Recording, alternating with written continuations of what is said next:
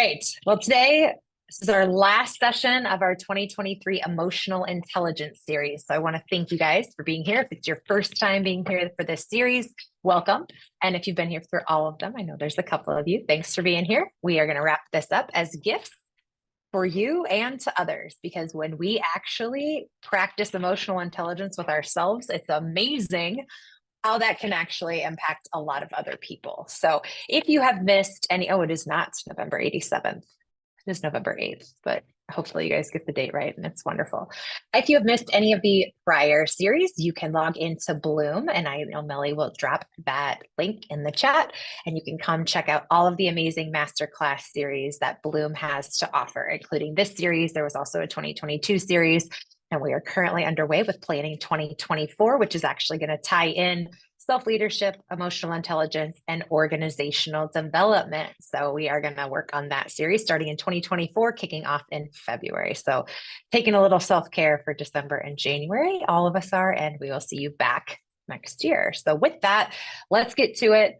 We've got some fun stuff to talk about today. So this is really like, here come the holidays, and I want you guys to really figure out, what do you want for yourself in 2024? And so being emotionally intelligent, we are really good at doing this when we start to work with other people. We don't give ourselves the same grace. So today we're going to talk about what this means. If you do not know me or you've never met me, my name is Dr. Claire Muselman. I love human behavior. It is my jam. And a lot of the things that I talk about are either failures that I've had at some point of my life, which is why I'm here to share with you what not to do. So if you go and take and run with any of these, I hope that you are able to do it in a way that works for you. So I do come from the work comp industry, been here for over 20 years. I'm also a professor of practice at Drake University, chief operating officer of workerscompensation.com. And I like to go public speak and share love with everyone in a glitter and sparkly way, helping inspire others to be better tomorrow than they are today. And to remind you all, you've got the power to do it. We all have way more control than we think we do, and we just give it away on a regular basis. But I'm going to do it with some glitter, some sparkles, and let's go. So with that, gonna move along today. We are going to start out by, if you have not been here, what is emotional intelligence?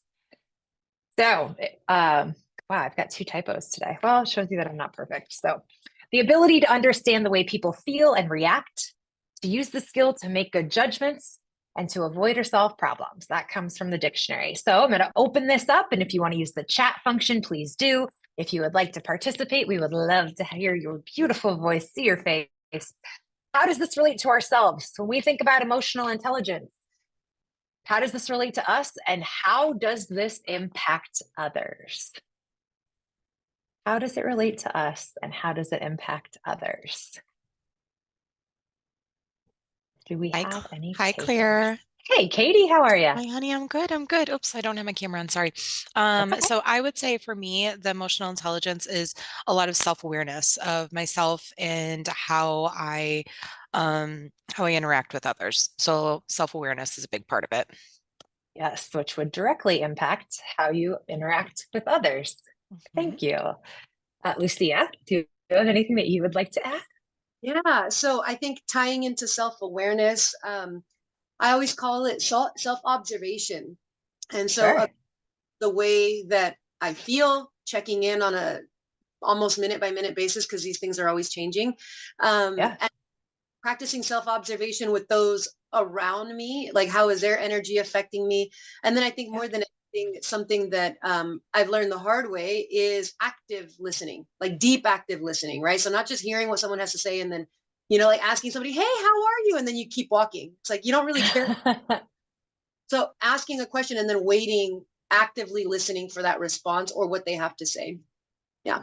Absolutely. I love that. So active and reflective listening. I love this. I ask people about this on a regular basis.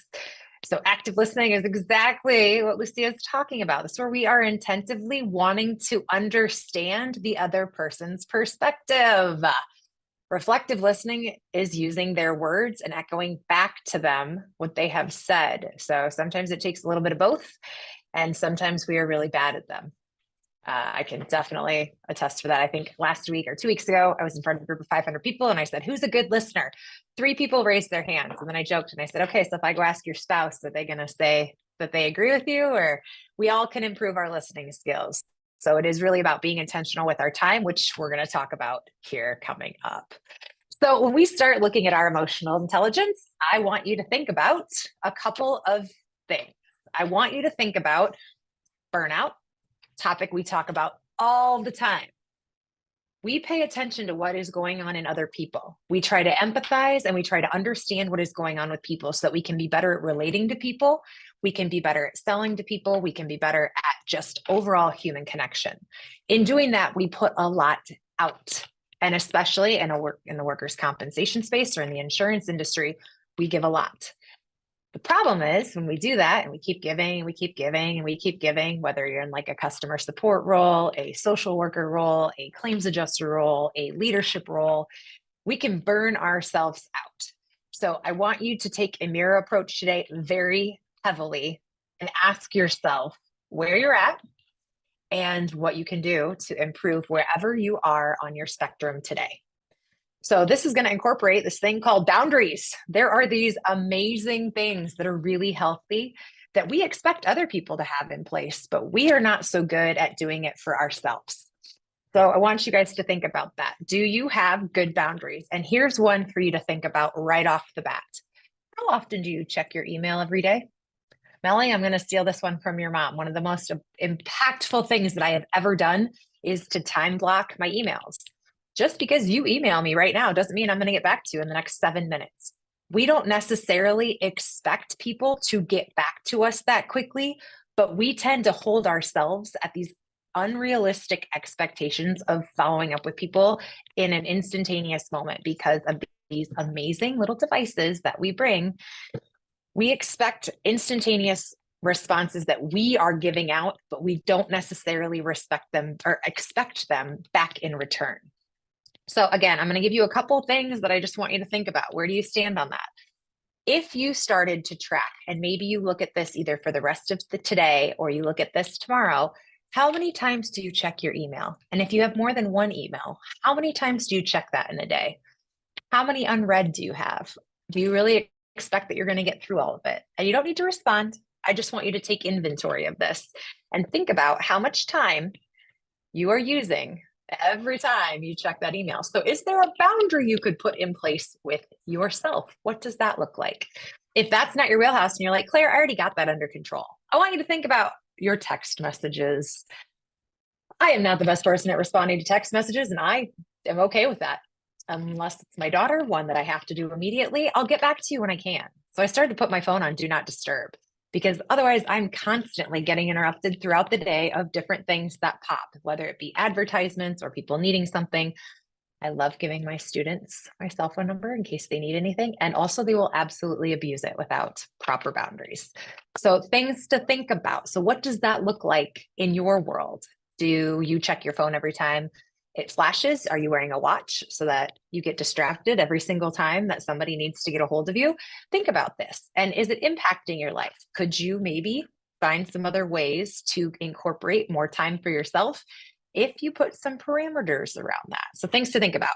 So today we are going to literally I'm going to give you a ridiculous amount of techniques that help you impact your emotional intelligence, how you are working with yourself, and how you work with other people as a result of things that I have tried and that I'm actually using, and things that I've failed in. And I will gladly tell you about them too, because just because something doesn't work for me doesn't mean it won't work for you. And guess what? Some of these things you're going to say, yes, Claire, I'm on board. I'm going to try that. And other things you're going to say, absolutely not.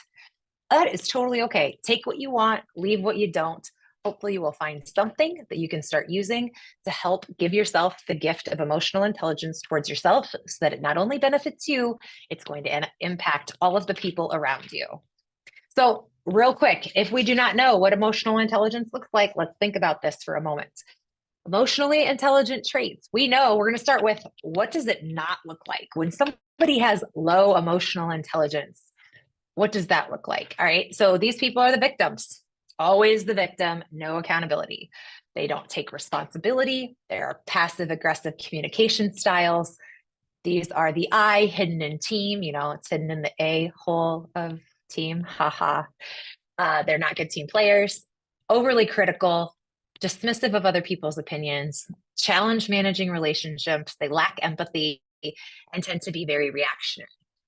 Right? You can probably think of someone right now that tends to operate from this space. Okay, now I want you to turn it and I want you to think about low emotional intelligence traits that you give to yourself. How do you impact if you are managing yourself, which for those who ever followed along with The Office, Kelly Kapoor goes up for an interview to try and be branch manager. And they said, but you run a department of one. And she says, yes, I am very hard to manage. I want you to be very clear with yourself right now. As the leader of yourself, do you let yourself play the victim? Now, think about that for a second. We all do. So I need you to take some accountability here. We're going to take some responsibility for how we've gotten ourselves here. And we're not going to talk to ourselves in passive or aggressive communication styles. I'm going to get real heavy on this because you can rewire your brain very easily. You just have to want to. You are your own best team. And while there is an I in this approach, I want you to think about how you collectively show up for yourself. We tend to be very overly critical of ourselves. And if you don't agree with me on this, we're going to actually watch a Dove ad here shortly about how we perceive ourselves versus how others perceive ourselves. Also, when we look at managing our relationships, we have way more power and control than we think we do. So to Lycia's point, it's about talking about how active listening, what kind of active listening are we really using with people and what intention is behind that. Think about that. All of that starts from us. So how we are building cornerstones of foundations of trust with other people all starts with us. Do you lack empathy towards yourself? For the most part, we are all doing the very best job we can with what we have at any given point. Sometimes we have to give ourselves grace in the moment, and that can be really, really, really hard. And if you are someone that operates from a reactionary standpoint, why? I'll give an example of this. So I hate doing laundry. Not my wheelhouse. When I grew up in a household where my dad actually did my laundry. It is the worst thing that I like to do. I am very reactionary on it until somebody needs something for something. And then I will wash all the laundry and then maybe it'll sit on my bed. Maybe it gets folded. Maybe we slide it over to one side so there's enough area to sleep in. All right, I'm very reactionary on it. Why? Claire, get to the root cause. Could you be more proactive in it? How do you start to manipulate that behavior? And maybe manipulate, it's not the best way to use that term, but how do we change our course of life to make sure that we're more proactive? Like maybe I could just throw laundry in on Sunday mornings. All right. I want you to think about what that looks like for you in your life and how emotionally intelligent are you towards yourself? So again, when we look at these low EQ, we know the external people. We're like, oh, I can totally pick that person out, or a coworker or a family member or a friend. We know who these people are. I'm asking you to flip it and find the areas within yourself because we all have them. And we've got to figure out ways that we can start showing up for ourselves and managing ourselves in a way that helps ourselves feel better, more proactive, more in control of our life, and actually doing something about it so that then we can be better for the teams that we serve, the relationships that we have, and be collectively better overall as a whole.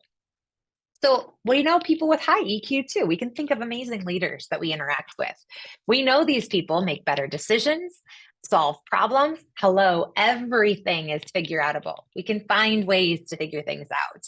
These people keep cool under pressure. They address conflicts as they arise because things happen and we just deal with them. Again, everything is figure outable. We are solution focused, greater empathy, and we listen, reflect, and respond to constructive criticism. So when you think of someone who demonstrates this, I want you to flip it and figure out how well do you do that with yourself? Do you help yourself make better decisions where you're actually operating from a place of, okay, how well informed am I to make this decision? Do you go seek out additional information? When you're solving problems, is it a Band-Aid or are we actually going to fix the issue? And, it doesn't matter what situation could work for either or. Just want you to think about where you stand at this point. Do you keep cool under pressure? And maybe that might be different in a professional standpoint than a personal standpoint. Is there a spectrum that we can look at for where you're at versus where you want to be? Are you solution oriented? Or do we go back to that like victimy where everything is awful or things aren't going well, etc.? Do you give yourself empathy? And how well are you at listening and reflecting that social self and social awareness? And how do you respond to constructive criticism? So again, all of these could be spectrum related. Maybe you're great at some, not at the other. And I just want you to think about this, because when we start to look at emotional intelligence, we are looking at it because it's a major indicator of how we feel about ourselves and self-worth. So when we look at it externally, we look at this as a method to judge people's achievement, their personal accomplishments, their relationships, how great they are professionally, what stability looks like in their life, how fulfilled are you, and what is your contentment with the life that you are living. A lot of us are on this rat race, this rat wheel, where we're just in this boring routine where life comes kind of like, I get up, I go to work, I do my job, I come home, maybe I work out, maybe I'll spend some time with my dog, I watch TV and I go to bed, and then I'll do it all again tomorrow. People have Sunday scaries. There are things like this. I am asking to shake you and wake you up and remind you that this is your life. Make it whatever you want. So when we're looking at emotional intelligence here, I want you to think about this. This is a huge indicator. So when you're looking at yourself, hello, it's self-worth. How are we treating ourselves? And how are we growing ourselves into a space that makes us really proud of who we are? How well do you celebrate your own achievements? How great is your personal life? Are you proud of it? Are you happy with it? Is there room for improvement? What about your relationships overall? What about your friends, your family? How often do you get to see your groups of friends? Do you have a community at the gym? Do you get coffee with people? What's your social circle look like at work? Things to be aware of. What about professional life? How you doing there? How happy are you? Again, spectrum. How stable does your life feel? Some of us function on organized chaos. Some of us prefer stability. Again, a lot of these are spectrums, and where you stand says a lot about what you see, and where your happiness levels lie and what you're comfortable with is going to be very specific to you. So how content are you with your life? Are you good? You bad? Where are we at? And how fulfilled are you? So let's get into this more. Why is this so hard to put ourselves first? We will do this for everyone else before we want to do it to ourselves. So when we look at this from a couple of landscapes, we look at practicing self-compassion. We tend to be the hardest critics on ourselves. Self-care falls to the wayside. There's this theory about the life force pyramid, that how we see ourselves and how happy we are on like a happy depression scale ends up being reflective on 3 different areas. One is like the fundamental basis for our life, which can be impacted by movement, nutrition, and sleep. Makes up for about 85% of this life force pyramid. The next level we take into consideration is our relationships. That accounts for about 10. And the top 5 is self-actualization, or a relationship that we have with ourself. So when we look at what is self-care, there is a difference in opinion on this. And I just want you to think about this from your own landscape. How do you feel today? Like at this moment, how are you feeling? Now I want you to think about this. We're going to dive into this a little bit more. How much movement are you getting daily? You can look at your phone. The health app is going to put that up. If you've got an iPhone, maybe you track it on your watch. How much movement are you getting? I'm not asking you if you exercise. I'm literally asking you to move. What's your nutrition like? Are you eating? Guess what? Your brain needs food. Eat the bagel. Eat the carbohydrates. Your brain needs carbohydrates to function. I don't care what the diet industry says. Eat the bagel. And then lastly, how well are you sleeping? Are you actually giving your body the ability to restore itself? It's really hard for us to put these things first, but when stuff gets stressful, or when we start to get stressed out, or we don't start putting ourselves first, we stop moving as much. We either don't eat or we eat poorly, and our sleep gets disrupted. Fundamental basis for how we can figure out where do we need to affect things and how do we start putting ourselves first. The next thing that falls to the wayside is our relationships. Like, are you meeting with your friends? Are you not? How good is your personal relationships at home? How are you showing up for other people? Again, you have to have your fundamental block under control first before we can go outside. So this all impacts our overall emotional quotient and how we are perceived, how we approach people, and how we approach and respond to situations. So again, when stuff starts to go to the wayside and we are on that receiving end of somebody who's not doing great, it really doesn't have anything to do with us. And it goes back to a lot about how people are dealing with their own stuff, which is why this gift of practicing emotional intelligence with yourself is how we start to really use this for fundamental well-being. So when we start looking at emotional intelligence in leadership and in groups, we have expectations of other people. We have expectations, we hold people accountable, and we expect them to take responsibility. We know this. We know our good leaders that do this well. So what does it look like when you hold other people accountable? Who takes responsibility? One of the things that is really important to me, and this was instilled in me by my parents growing up, was making sure that if you do something wrong, okay, take it on and use a very thoughtful apology in the process. And then what are you going to do to put in place to make sure that it doesn't happen again? So these are things that we've got to consider. Where does the responsibility lie? And then what do you do about it? So when we think about emotional intelligence and leadership, this stuff is going on all the time. When we're working in leadership, working in groups, we've got people that are very good at this and we can think of them right away. So I want you to think about how this relates to your own sphere. What are the expectations that you hold of yourself? And if you look at it kind of in comparison to how we expect what our expectations are of others, are they fair? Because sometimes we hold ourselves to unrealistic expectations that we wouldn't necessarily expect of our leaders or when we are leading people. How do you hold yourself accountable? Or do you? Do you let things fall to the wayside so things are more reactionary like a fire hose in life? Or are you being more proactive? Are you the protagonist in your own life? Think about that, where you stand right now. Are you letting life happen to you, or are you actually writing the story, driving the car of your life? What does that look like? And where does your responsibility lie? And this kind of goes back to that low EQ traits when we're looking at people who tend to be victim-y, or, well, it's because this happened, or this happened, or this happened. Well, what are you going to do about it? This is where we look at where does our scope of control come from? And how do we take it from where we're at right now and start to move forward from where we are at? So let's look at it from here. When we talk to our friends, colleagues, peers, and our family, we try to treat people fairly for the most part. Respect is a two-way street, so we offer respect to others. They usually offer respect back to us. We tend to be more upbeat, encouraging, and kind.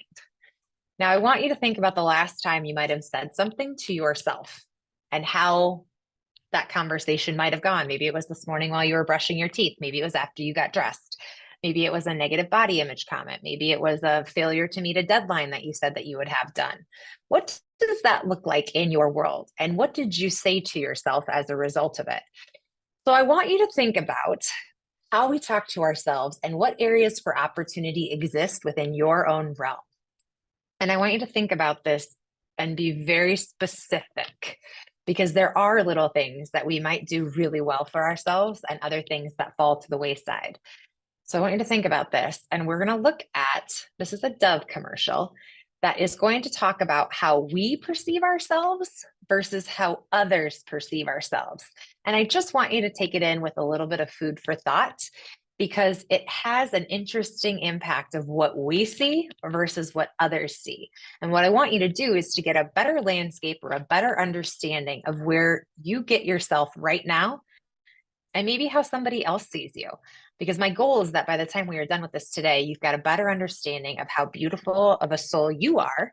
And if you're not happy with any element of your life, you absolutely have the power to change it. So take what you want, leave what you don't. And let's go ahead and watch this. I'm a forensic artist.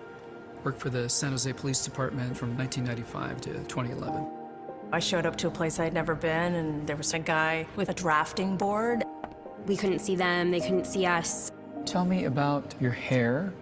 I didn't know what he was doing, but then I could tell after several questions that he was drawing me. Tell me about your chin. It kind of protrudes a little bit, especially when I smile.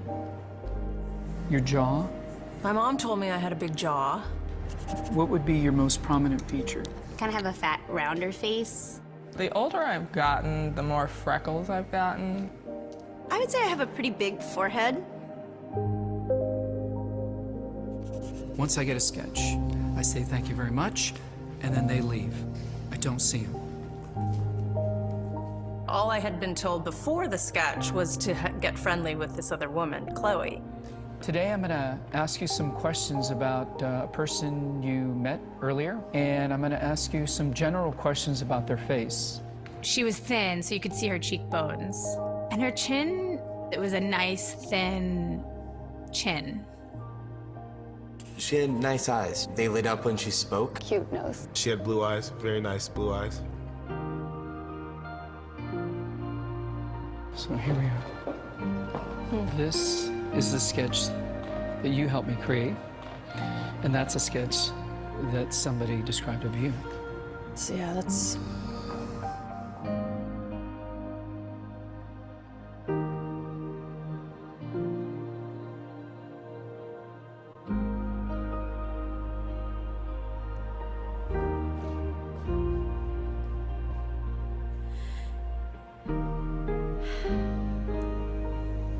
She looks closed off and fatter, sadder too.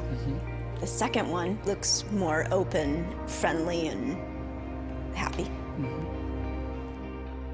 I should be more grateful of my natural beauty. It impacts the choices and the friends that we make, the jobs we apply for, how we treat our children. It impacts everything. It couldn't be more critical to your happiness. Do you think you're more beautiful than you say? Yeah. Yeah. We spend a lot of time as women analyzing and trying to fix the things that aren't quite right. And we should spend more time appreciating the things that we do like.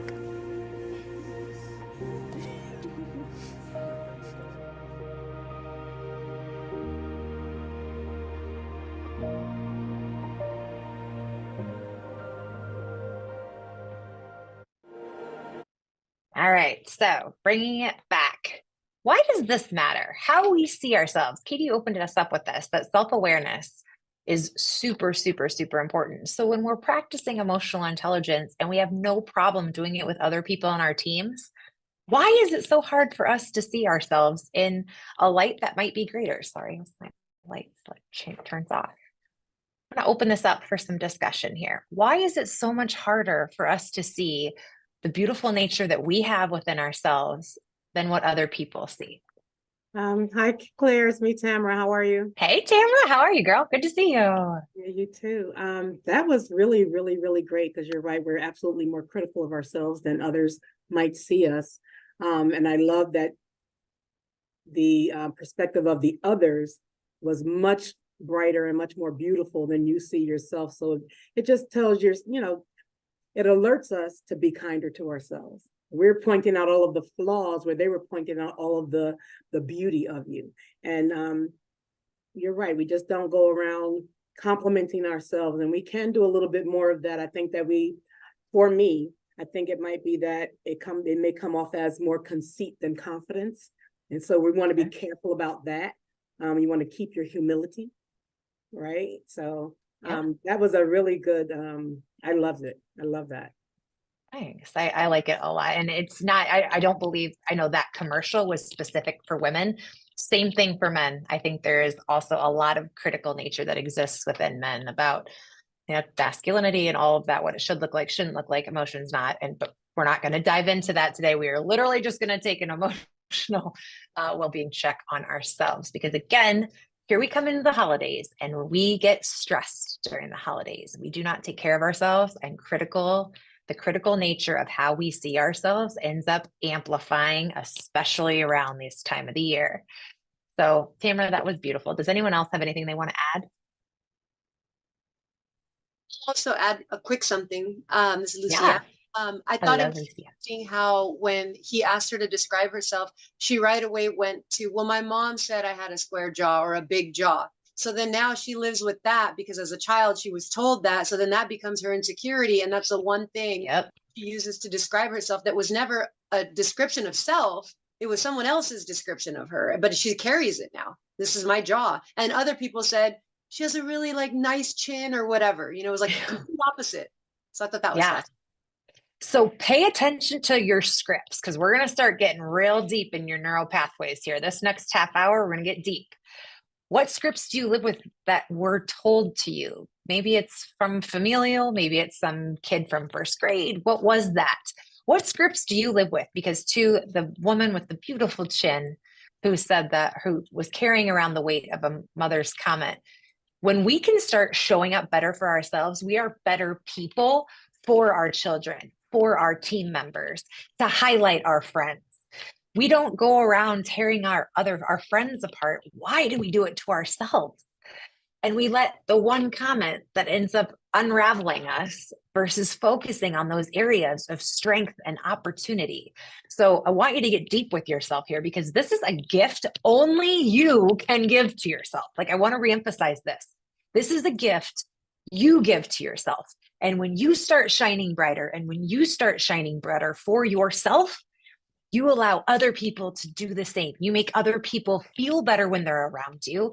You become better parents, better leaders, better mentors. We become better humans overall. And this is how we give that gift to others. So I want you to think about this. And again, take what you want and leave what you don't. Again, this is a gift only you can give to yourself. I will give you as many tools as possible, but I can't hold your hand every time you have a negative thought. So I want you to get deep with yourself. I want you to think about this rainbow approach. I use this as a business strategy concept, but I also want you to do this for yourself. One cloud is going to be where you are starting. The other cloud is where do you want to go? And we are going to draw this beautiful array of our rainbow with our goals and how we're going to get there, or our objectives that we're going to use. So I'll get very corporate speak here, but looking at it, it's like, where are you? Where do you want to go? And how are we going to get there? And I like to use the term in the sense of a rainbow, because then you've got 7 ways that you're going to get from point A to point B. So let's elaborate. The rainbow has 7 colors: red, orange, yellow, green, blue, indigo, and violet. Skittles, taste the rainbow, love it. All right. These also align with your energy centers. So things to think about when we are trying to figure out how to get to point A from point B. You don't have to load everything into one area of your life. Maybe we make really small incremental changes in a plethora of areas of your life. So I put in some of our energy centers. Again, you don't have to agree with me on this. You can take what you want, leave what you don't. I just want you to be able to see where the alignment comes. And I'll start to go into this in a second. So I want to remind you again, we're going to dig in, take what you want and leave what you don't. I love to say this over and over again, because what works for one of you will not work for all of you. And that is okay. We are all on very different spectrums. How we see ourselves is perceived in very different ways. What we grew up with, what landscape we came from, what's our background, how involved were our grandparents or our parents in our programming, our generational programming. Maybe we've been able to flip scripts. Maybe some of our scripts are still running rampant in our mind. What does that look like for you? Not everything should work for you. Again, some of us have done some work, some of us haven't, some of us are just kind of coming into this with whatever. Small incremental changes will make a massive impact over time. So where you're at right now, I just want you to smile. I just want you to smile. We were doing presentations last night for one of my business classes, and only 4 out of 12 groups came in with a smile. It changes the energy in a room. So I just want you to smile for a minute. If nothing else, that is like the first step into starting to just feel good. So you can do this. Again, you are going to be the protagonist to your own story, and only you can change you. You just to want to do it. And maybe you're great and life's perfect, and you're like, I'm just here to check in and say, hey, great. For anyone else that's like, hey, I know I could do better. All right, stay on this journey with me. Start where you are with what you have. Again, I'm not asking you to implement and execute every single thing, but I want you to do your very best every day and then leave it there. So sometimes we get into this whole facade where we're like, okay, I'm going to exercise really well. I'm going to eat well. I'm going to do all of this. And at day 2, it all falls apart. I want you to do the best that you can in a day and then let it go. And then tomorrow is a new day. And we're going to do our best job in that capacity, and then we're going to let it go. Because when we start to just do the best that we can with what we have, doors and opportunities and energy responds in a way that will be more helpful and fruitful for you as a result of you doing the best that you can. So here's where we're going. We're going to take it in two quotients. One are super easy ways that you can program your mind, and we're going to be changing your neuroplasticity of your brain. The second set is going to be 12 areas that are going to be a little bit harder. They're going to take, not harder, they're going to take more effort. So we're going to start with the easy. We're going to go into the more effort oriented, and then we're going to open it up for questions or suggestions that you guys have that you have been successful in, because again, we are giving gifts for ourselves so that we can be better people for our teams, our families, our kids, our mentees, our life, so that we can elevate each other to be better than we were yesterday and not quite as good as we're going to be tomorrow. So we're going to go through alarms. We're going to talk through some mirror approach. We're going to talk through some tooth self-care. There's actually a very high correlation between mental health well-being and teeth or dental care. Kind of ironic, but not ironic, but it kind of makes sense, but it's just an interesting thing. We're going to talk about how to love your body when you're getting dressed. Understand that negativity has no place here. Understanding how to pep talk yourself before you walk out the door. And we're going to talk about the power of no. So change your alarm. If you have been with me before, I talk about this a lot because it's one of the easiest ways to go to bed on a high note and start your day off with a high note. Pull out your phone. The night before, like tonight when you're going to bed, most of us check our calendar and we're like, all right, what do I have going on tomorrow? Okay. I want you to start setting your alarm with an intention for what's going to come for the day before. Maybe you have a ton of meetings and you're going to need a ton of energy. So your affirmation for yourself might be like, I got this today. You are going to have an amazing day. You are filled with energy this morning. Whatever that looks like, it's got to be related to the day that's coming next. Because what happens is if you choose to change it and you're like, I got this, today's going to be a great day, and it's not relating to the day at hand, you might just shut it off and bypass it and keep moving on. I want you to be intentional with what is happening tomorrow, that you can give yourself the best success tonight by putting something powerful to yourself. Maybe you've got a big presentation. It's like you are going to own this presentation tomorrow. Whatever it's going to be, put it in, make it relevant to what is coming so that you go to bed, you're feeling good about yourself because you are setting yourself up for success. And then when you wake up in the morning, your future self will thank you because you had your own back. One of the easiest and hardest things in this world is you need to have your own back. Easy way to start setting this up. All right, next. All right, maybe that works for you, maybe it won't. Cool. If you have an Android, I have no idea how to do it. Only if you have an iPhone. When you go into your alarms, there is a text part that says alarm. You just click into that, rewrite it, put some emojis. You can also change the song so it's more vibrant when you wake up. But again, Android, I have no idea. So sorry about that. All right, next step, write a quote on your mirror. Those awesome markers. I have my little marker boards over here. Super simple. Go grab a marker and write on a mirror in your house. Maybe it's your bathroom mirror. Maybe it's the mirror, a full length mirror where you get dressed in. Put something cool that moves you. Find a quote that actually pulls you forward. There is a pull that different things have, the different energy quotients. And if it helps you feel movement towards it, find something that resonates with you, or maybe it'll swell your eyes, or there's something that gives you a physiological reaction. Put that quote up. It means there's some meaning for you. So for example, I love this Avid Brothers quote right now. It is, decide what to be and go be it. So what is that? So that is what is on my mirror at my house right now. My daughter's got a Bible verse up there right now. Whatever it is that it speaks to you, put it on your mirror so that you see it on a regular basis. And when it doesn't work for you anymore, change it up. Or maybe you'll find a different quote. And you're like, yes, I want to do that. Start reflecting on it because you're going to start seeing it daily. What does that look like? How is that impacting your world? And again, we are going to reprogram some of this neuroplasticity in here. When you are brushing your teeth, hopefully you're doing this twice a day. I always think back to The Office where Michael Scott's like, how long does it take you to brush your teeth? And he's like, I don't know, 30 seconds. And he's like, wow, that's like 10 times longer than it takes me. Okay, well, just brush your teeth. Hopefully you're doing it twice a day. When you are practicing self-care of brushing and flossing or mouthwash, whatever your routine is for your own teeth, your teeth self-care, I want you to look yourself in the mirror. Look at your eyes. Pay attention to the color of your own eyes. And I want you to say 3 things you like about yourself. Bonus, if you're brushing your teeth twice a day or 3 times a day, you're going to get 3 to 6 to 9 awesome comments because you have your own back and you're going to give yourself some attaboys because that is how we roll. We are proud of ourselves and we are happy with what we are doing today. Bonus if you can make them physical appearance related because that is some of the hardest stuff for us to do. Like maybe it's I love my eyelashes today, which some days I have moments, but I want you to think about this. What are 3 things that you like about yourself? This should be easy. Repeat it daily. If you want a bonus, I want you to give yourself a shout out when you are washing your hands throughout the day.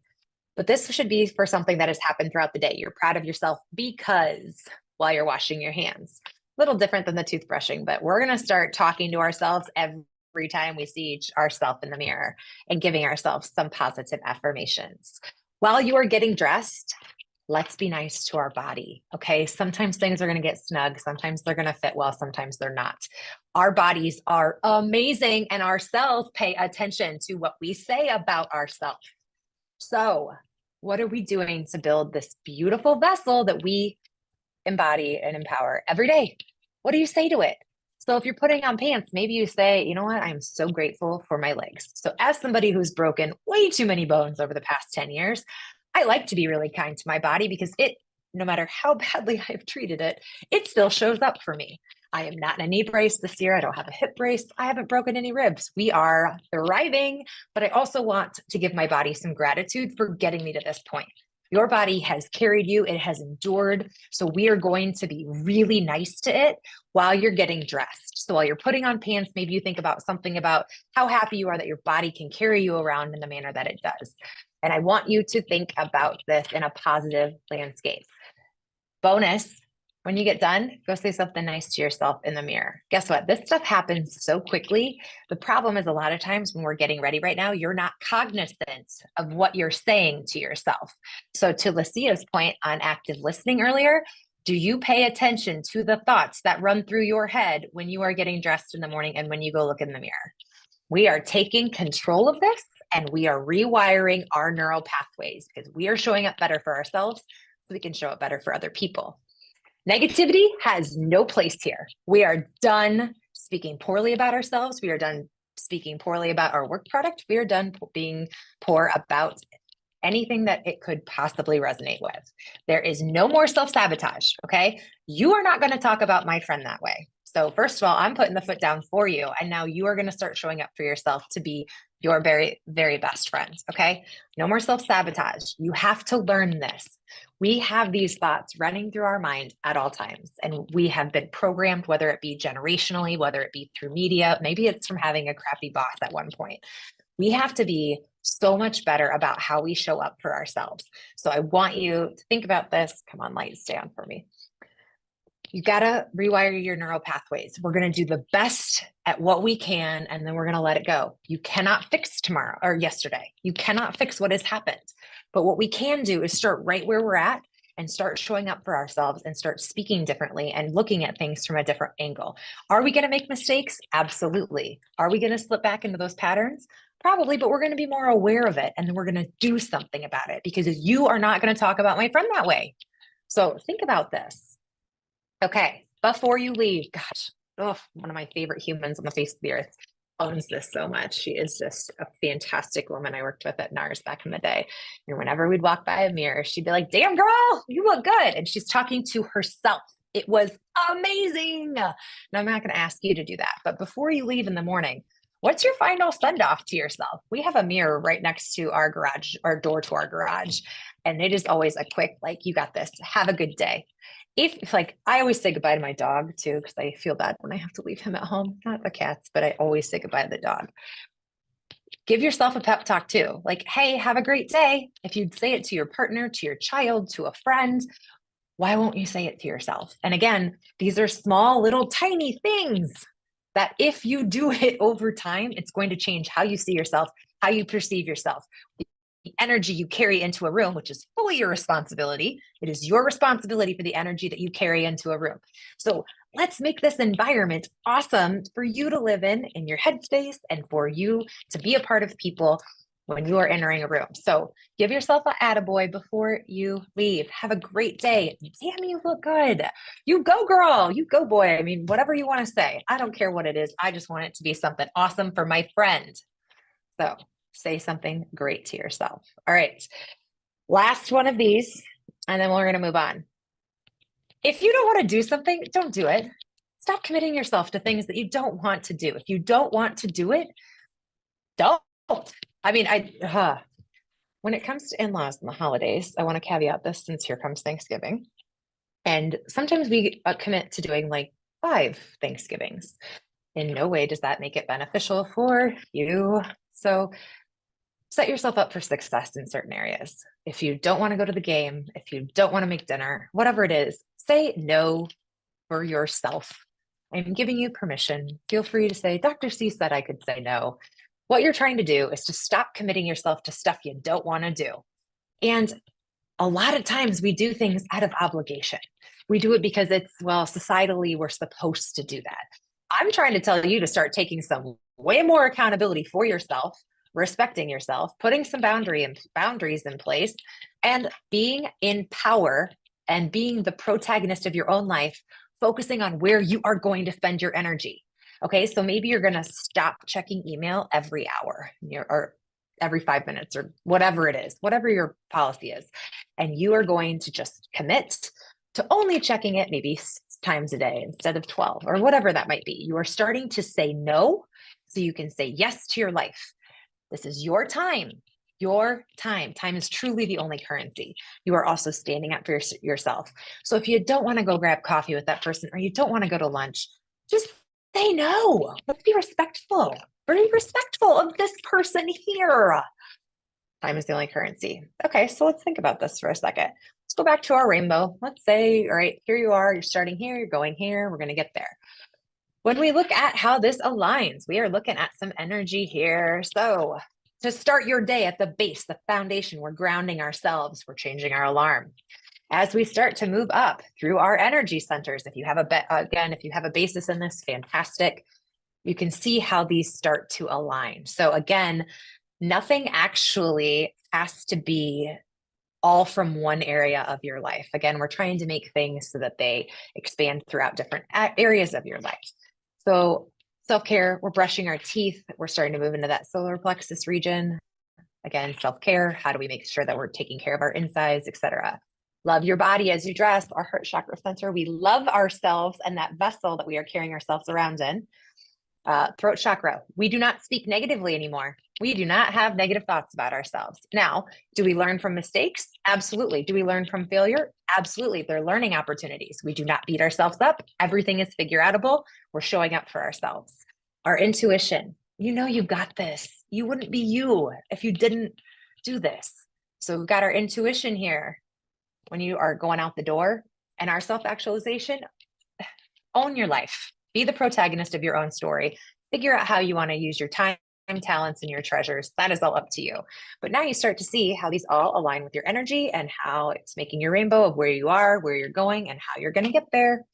Saying you're responsible for the energy you bring in a room. You can also think I'm full of it. And now let's get to some stuff that's harder that might make more sense for you. So when we start looking at techniques for enhancing emotional intelligence in daily life, we have a beautiful list of 12 items that we're going to talk through. I want you to know that I am currently working on some of these. Some of these have worked great for me and I use them in a daily practice. Some of them have been very hard, but I understand their benefits. And so I'm still working on them. Remember, some days are going to be better than others. And some days you're going to do the best that you can, and then you're going to let it go because yesterday is over. So we can learn from it, but we're not going to dwell on it. Also, progress, not perfection. And these small benefits change over time drastically. All right, journaling for emotional clarity. This one is the one that's newer that I've started to work on. I love the idea of dumping any other final thoughts for the night in a journal before I go to bed because I sleep better. So then you just have to remember to come back to it the next day and see, oh, what were those thoughts I had before I went to bed? You can do this while you're setting your alarm, while you're setting yourself up for success that next day. The one that's newer for me is when I wake up and you empty out your brain. This is one of the ways that the power of writing, like physically writing, channels different parts of your brain that might evoke different emotions. And it is crazy to see what you end up writing if you just let your head go. So I wake up in the morning, I grab coffee and I start to write. I write for 20 minutes in the morning and I just let it go. I don't think, I just start writing. Sometimes I use a journal prompt where maybe it's like gratitude from the day before, or like what's on my heart this morning. And I just go off to the races. Fascinating what has come out of this. So I'm going to stick with it. It's pretty crazy, but sometimes this can be really helpful at getting more in touch with yourself and the deep-seated feelings or emotions, or maybe some programming that you've got inside of you that you didn't know was there. Okay. Mindfulness and meditation. This is one of the ones that I have continued to struggle with, but I'm consistently struggling. I can hit about 3 or 4 times a week. I just don't like to sit for 10 minutes. I'm very ADD. I like to be off to the races and doing lots of things. Break it down. Maybe we just take a deep breath all together right now. And exhale to just bring you back to that mindful moment, feeling what's the temperature, 5 senses, practicing that. We want to think about this and how do we actually make sure that we're present so we're not on that hamster wheel. Remember, we are changing this to be the protagonist to our own story. So ideally, we really need to be getting just a quick moment for ourselves hourly. This is also why people who put hour-long meetings, I guess today is an hour long for this too. I want you guys to start like cutting out a couple minutes early to give yourself just a moment, whether it to be to get water, to just take a breath, to go to the bathroom, whatever you need. We've got to just start giving ourselves a quick moment to just check in. All right, are we good? What do we need? Do we need some food? Do we need some nourishment? Do we need some movement? Where are we at? Mindfulness on this. Complete the stress cycle. We all get stressed. Every day there's something that comes up in our lives, and it is our goal that every day we complete this stress cycle. This is why a lot of people choose to work out after the workday and they feel way better afterwards. What we want to think about is our bodies are wired to go into fight, flight, or freeze mode. And while we are not actually being chased by a tiger, sometimes there are certain work dynamics or situations that will arise throughout the workday or the day that will cause us to go into a fight, flight, freeze mode, depending on what they are. We want to figure out how we complete that cycle at the end of the day, whether it be physical through exercise or maybe creative through hobbies or pets or laughter. If we don't complete the stress cycle, cortisol levels bounce high. We have high blood pressure. Our immune system goes not very great. It diminishes quickly. And we aren't able to heal our bodies at night. We don't sleep as well. So find something that you can do that is either creative or physical to help you complete the stress cycle. We want to be aware of our cultivating positive social interactions. Take stock in your people. Who are your friends? Do you leave feeling awesome after you leave them? Do you leave feeling ew? What does that look like for you? You've got to be selective on who are your cheerleaders in life, who are your supporters, who are your mentors. If there are people that don't believe in you, get them out of your life. Like, I understand that sometimes it's family, but then limit their exposure to you. You control how much exposure you give to people, and pay attention to your energy levels around certain people. This is huge. This is where we start weeding this out. Not everybody needs or should get access to you. Also, something to think about. How much access are you giving people to you, especially when it comes to the holidays? This can get really heavy around family. So I want you to be taking care of yourself first. Nurture those relationships that leave you feeling energized that you can take on the world. And this is not to say that we aren't going to be supportive of our friends and our family and our colleagues when stuff doesn't go so well. But I'm talking about, like, for the most part, how are people leaving you feeling after they've interacted with you? And also, if you need some help here, find a way to go volunteer. That is always an easy way to boost your spirits. It's going to help you with social skills, help boost that EQ, and help you better. Make sure you can spend some time alone with that amazing human. My friend right there, make sure you are spending some time alone with them. Introverts, extroverts, guess what? It's a spectrum and it depends on what you're doing, where you're at, again, what time in your life, how much energy are you expelling? This is where we start to really pay attention to our own self-awareness. I need solitude time, not loneliness, solitude time to just spend some time with myself. This is the gift you give with yourself. Maybe you read, maybe you take your dog on a walk. It's just taking some time to sit with yourself. This is super important. I wish we paid more attention to that. Also, let's be mindful of what we're consuming. From news to social media to movies, TV, How much violence do you get? How much negativity do you get? Control what you can control. How much time do you want to spend scrolling, catching up on people from high school that you haven't talked to in 20, 30, 40 years? Do you really care what's going on in your life, or should you have just spent some time with yourself, that amazing person right here, reading, journaling, figuring out what's going on with you? Now you might be like, you know what, Claire, I'm not in the mood for that today. I'm going to go scroll Facebook or Instagram or whatever it is for you.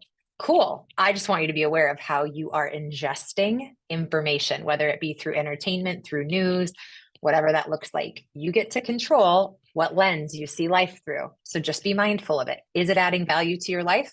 And some days we're going to do the best that we can. Maybe some days we have to turn on the Office episode and start laughing. Whatever that is for you, be mindful of what you are putting in your brain. Nourishment. Again, nutrition is not just food. It comes in all forms. When we start looking at emotional literacy, when we feel emotions arise, I want you to start naming what emotion that is. Anger is always the secondary of emotion. It's never the root cause. Start being able to articulate the physicality that exists when you feel an emotion. So sometimes when we get anxious, I can tell you, I feel it in my solar plexus, or what I would say is maybe it's more in my stomach region, and it feels like knives. It feels like knives are coming at my stomach, like my stomach organ, not my stomach, like tummy area. But I want you to get very specific. What are you feeling? Name the emotion. And if you need help, Google emotion wheel. It will give you a plethora of options. We want to be able to process emotions and then let them out, because they're all like waves. And the better that we are at feeling things and feeling the physicality that exists with them, the better we are at processing, especially through the negative. The great ones, remember to feel, what does joy feel like when the sun is on your face and the wind hits your skin just perfectly? And in this moment, you breathe in deeply because you realize that this moment is your life. Feel that emotion too, because those are those moments where we take those in, whether you're standing on an ocean or whatever it is for you, maybe a mountaintop. Your future self will want to reflect on that. So be kind, pay attention to these moments. Learning and development. We are all wired for growth. What does that look like for you? And what are you doing as the protagonist to your own story? Are you reading books on tape, Audible, whatever? Do you go to any workshops for yourself? Maybe you want to go be certified as a yoga teacher. Maybe you want to learn how to surf. Maybe you're going to go take a hike with a group. Whatever that looks like, podcasts. Just look at different learning activities for yourself to continue to grow and enhance your senses. This can be done in a solitary landscape, and it can be done with peers. Whatever you want to do, just make sure you're continuing to grow yourself. You've also got to have an emotional first aid box. This is where we start practicing that, emotional first aid kit. This is where we can look around and we start practicing. What do we smell? What do we taste? What do we hear? You can start thinking for that. What are your go-tos in high stress? I can tell you, I love carbs when I'm highly stressed out, specifically yakisoba. So when I have a high stress day, I tend to go eat chicken yakisoba, but it's my comfort food and it makes me feel great. And I'm very well aware that that is emotional first aid for me in that moment. I also like to keep a 5 senses box, just so that I know that there is something that I can feel, whether it be a sweatshirt, a blanket, you name it, that makes me feel good. I'll have a walkout song or a song that energizes me or makes me think about how proud I am for how far I've come. I usually have a piece of chocolate of some capacity because I love chocolate. Also, I like to have a scent. Maybe it's an oil, maybe it's a fragrance, whatever it is. We want to look at how do we do things from our 5 senses. And then always I have a photograph of my daughter and my dog, because those people just make me happy. So again, what are your go-tos when stuff goes to the wayside? Feedback loops. Where are we going to come from this? Got one more after this, so stick with me real quick. Feedback loops from other people. This is where I want to go back to when Katie said, self-awareness, self-perception, this stuff is really important. How you see yourself matters. And if we go back to that Dove commercial, other people see us very differently. So what feedback loops do you want to make sure that, do you know that you're taking care of yourself? How are you registering this with yourself? Sometimes you can go to trusted friends. Maybe you can ask a mentor, family, colleagues. But most importantly, make sure that you've got a feedback loop with yourself. Maybe you are checking in with yourself, journaling on, this is how I feel today. This is how I'm reflecting on myself today. Figure out how to show up for that person, because it matters. And lastly, again, if this is in here twice, figure out how to say no so you can say yes to yourself. Again, a lot of us are on this rat race of life, and I want you to stop, and I want to shake you and wake you up and start showing up for my friends and have your back, because only you can have your own back in the way you need to. And only you can start giving this gift to yourself, so you can then go give this beautiful gift of emotional intelligence to other people.